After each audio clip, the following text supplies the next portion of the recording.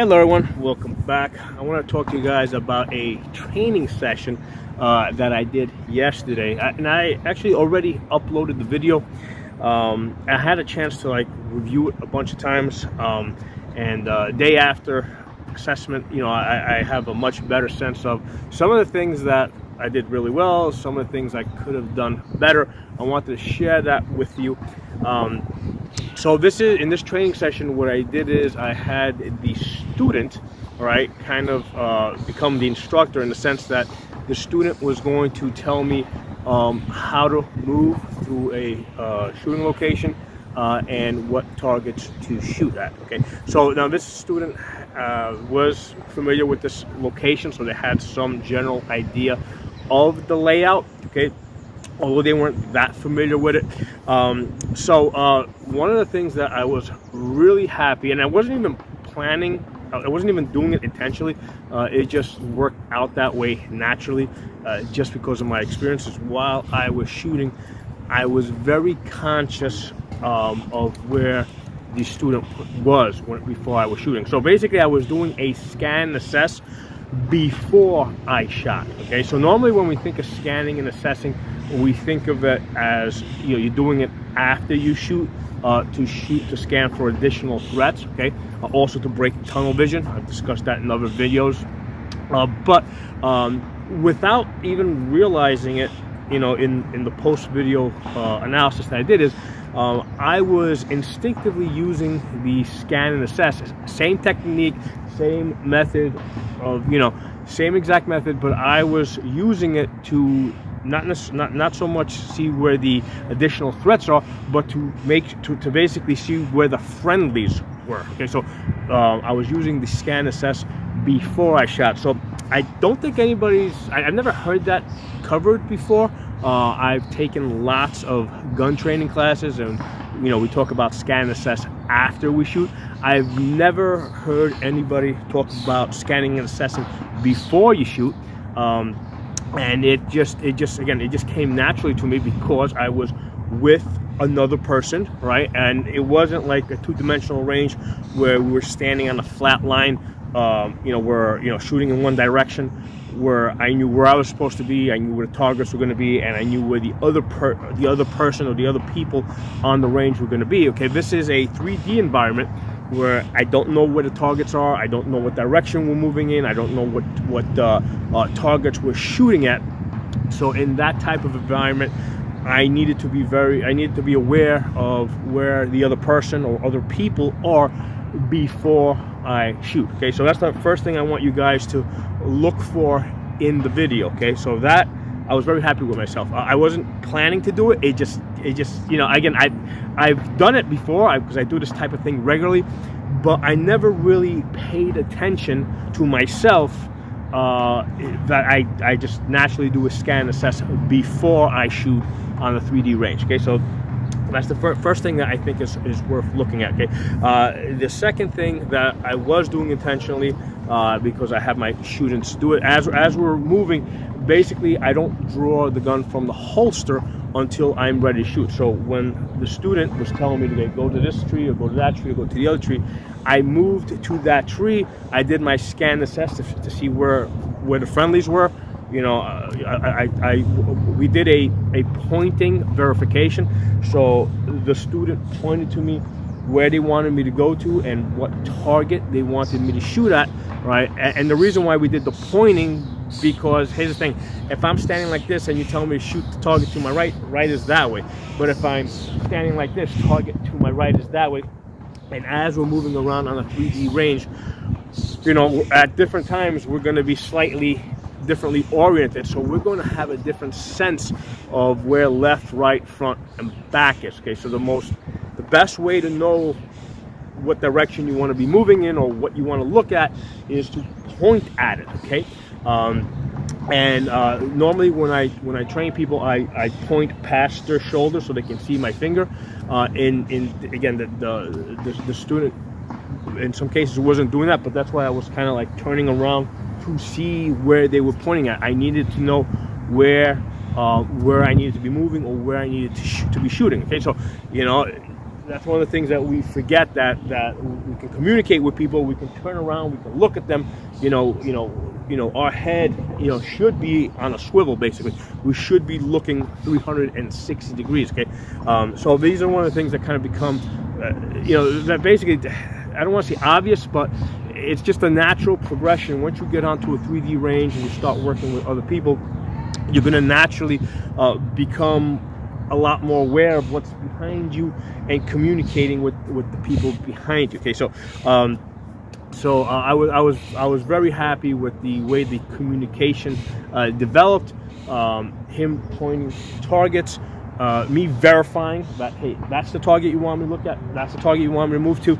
Okay, now early on, what happened is the student initially told me to, he pointed to a tree way down, which was a good distance away, and I was not sure. You can see in the video that I'm going to post after this, you can see that I'm not that sure which tree he is pointing to, because kind of all trees look the same, right? Well, here's the thing, it's not just trees, because let's say you're in an area where let's say you're in a suburban area, right, and you're looking at houses with garages. Well, all the houses, they're all gonna be houses with garages, right? Or if you're in a city and you're looking at the building with the windows in the doorway, they're all gonna have windows and doorways. Okay, so lots of things kind of look the same. Now, obviously, we try to find something that stands out, but sometimes in certain areas that's not possible. Everything just kind of looks the same, right? All the buildings look the same, or all the trees look the same.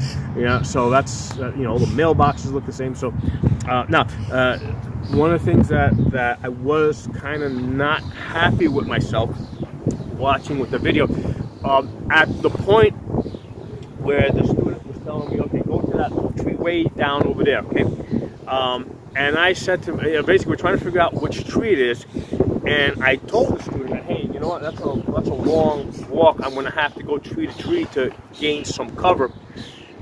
What I should have done, right, and I kind of knew better, but what I should have done is, even though the students say, hey, the tree way down over there, right, what I should have done is, because I told the student, hey, I'm going to go tree to tree, but as I moved to each tree, I should have verified, okay, so I'm moving to this tree, okay, I moved to that tree, now I'm moving to the next tree. So even though the other person, right, gave me a command that was not clear, I should be able to handle that situation better. And again, this is part of me also learning, right? We're always learning, right?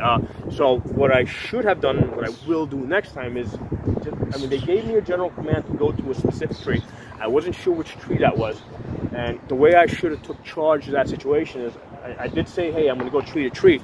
But as we got closer, I should have verified, hey, that tree over there, is that the final destination? Or, that's what I should have done as we got closer and closer.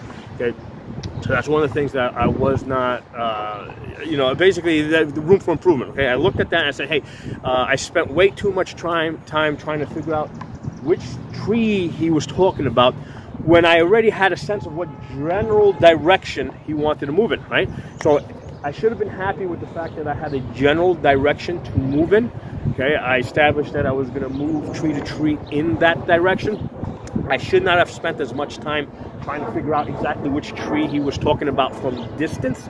As I got closer, that's the point where I should have, when I got closer, that's when I should have tried to figure out exactly which tree he was talking about. So I should have basically just been satisfied with the fact that he told me to go in that general direction and started moving tree to tree in that general direction.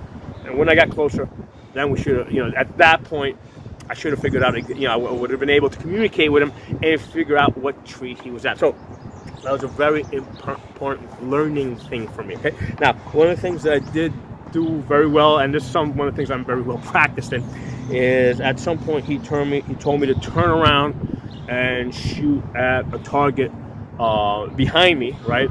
Now, the way the range is set up is generally there's backstops at everything. So from the position that I was in, the target that he told me to shoot at, right? I mean, there was a backstop there, but the backstop from my position, the backstop wasn't properly positioned. So I needed to change my position, because say the backstop was like here, right? The target's here. I was here. Okay, so he told me to turn around and basically shoot at it in this direction. I didn't feel comfortable, you know, because again the backstop was like this. I didn't feel comfortable. Hey, if I missed, you know, maybe the bullets would have kept going that way. Even though that there's nothing in that direction, I still didn't feel comfortable with that. So what I told him is, hey, I need to change my position. So what I did is from here, I moved, I ran, right, and I positioned myself here, right, behind a tree, so then I could shoot directly into my backstop. So again, these are things that you start to think about once you get on a three-dimensional range and start interacting with people. And you know, one of the things is like, yes, it's great to do it with an instructor, right? But at some point, you also have to do it with just like other people, right? As long as you all have a good understanding of what the safety limitations are, right? You know, you have to do it with other people who, you know, have been on a 3D range but aren't trained instructors, right? Because now you're gonna interact with them in a way that you would interact, let's say, with your friends or with your family or with co-workers or with just other random people that you might run into. So that's one of the important things that I've been developing in a lot of the people that I train. All right, to be able to, like, if you're in a difficult situation, to be able to kind of take charge of the situation. And the reason why I say that is you got to take charge of the situation because most likely the people that I train are going to be the most experienced and the most trained people, right? Unless there's happen to be people in that group that have, let's say, a police or military background. If it's just a group of, you know, civilians, right, who've never done any police or military service, most likely my trainees are going to be the most experienced people in that group. Okay, so they you know, if there's some craziness going on and if they are the most experienced person, they need to assert that. Now most likely the answer would be, hey, we're just gonna hunker down over here, take cover, and you know, because we don't know exactly what's going on out there. In most cases, that's probably going to be the right answer. Okay, the right answer to that problem. But in some cases, it might be, hey, this position is dangerous, right? We're out in the open. There's bullets flying around. We need to get to a better position of cover. So there might be some situations where you have to move, or there might be a situation, hey, our kids are over there. You know, we need to get to our kids because we don't know what's going on over there. You know, so that might be another situation, another reason why you might have to, why you can't just hunker down, why you need to leave your position to go somewhere else. Okay. Now, one of the other things that I discussed with this trainee, which it's something that's come up on a number of occasions, is you might have a whole bunch of other less experienced people, but they may not be willing to accept you or acknowledge or even know, right, or believe that you are the most trained person in the group. Okay, so that's where you kind of have to assess, okay, fine, you know, what are these, how are these people moving, what do they know?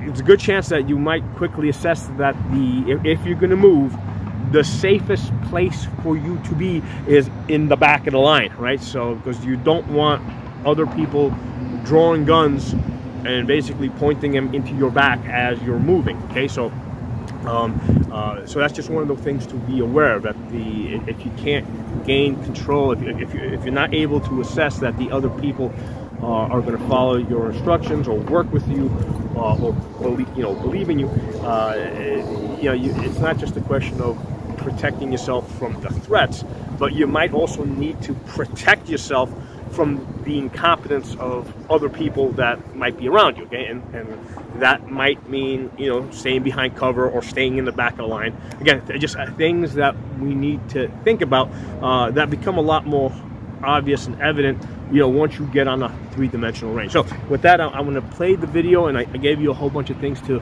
think about, okay, and you know, like I said, I pointed out the things I think I did very well. I pointed out the one thing that I think I definitely could have done better on, where again we were trying to figure out exactly where this person was asking me to go, and it wasn't clear, and I think I spent way too much time trying to figure out what he was saying rather than understanding that, hey, he gave me a general direction.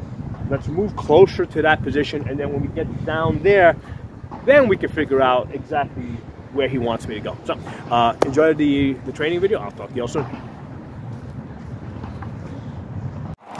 Got it? Okay, good. So the idea here is that even though I'm normally the instructor, right, as somebody that's been training with me for more than 2 years, in many cases, you're going to be the most experienced person. So you also need to be able to guide other people and communicate with them. And in many cases, this is something that you have to kind of develop on the spot, right? Because these aren't people that you're going to have ever met before, okay? So you have some idea of the layout of the shooting area. So you are going to now direct me and tell me where you want me to shoot, where you want me to move, and what you want me to shoot. So go ahead.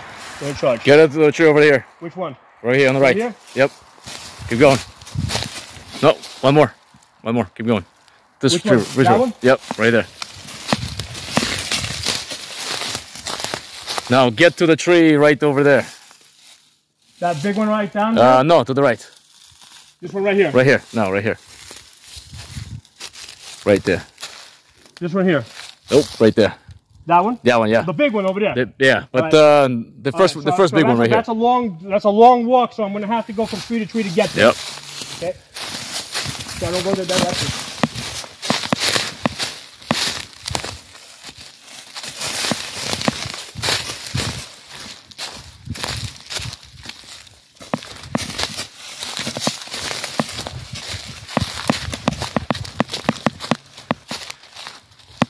Okay. Which way? Take the shot at this small target over there. Right, the small one? Small one, yeah. 2 shots.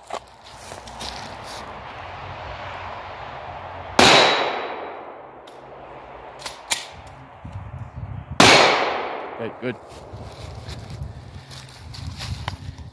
Get behind this tree right here. That one right there? Yep.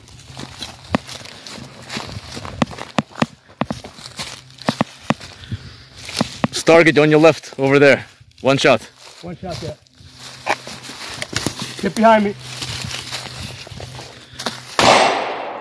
Good. 1 more target over there. 1 shot. That one right there? That one right there, yeah. The red one. That looks like silhouette. Good.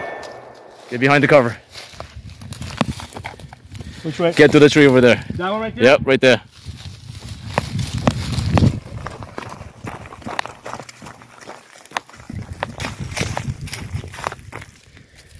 You're gonna hit the target over there, but that one, okay, yeah. Fine. Get behind me, and I'll find the best way to get that shot. 1 shot.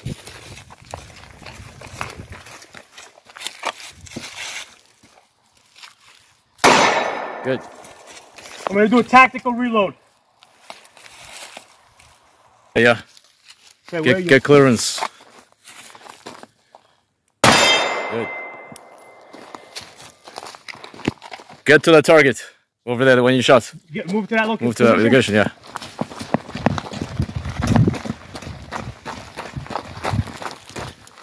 Okay, the target is in the front of you. Just be careful. Okay.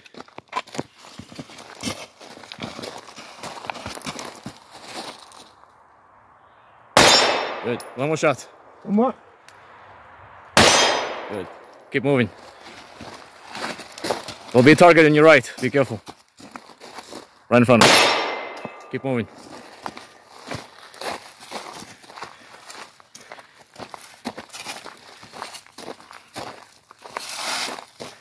The far target. Far target? Far target.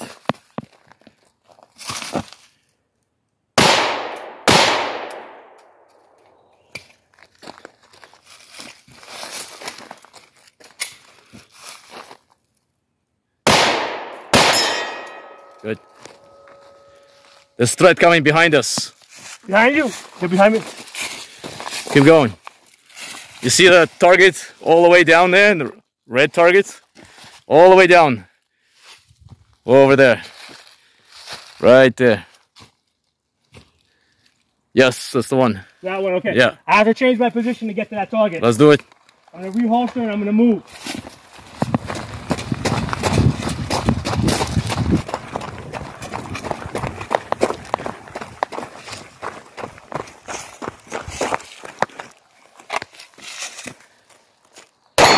Okay, good. Good. Go ahead, which way? That's it. That's it.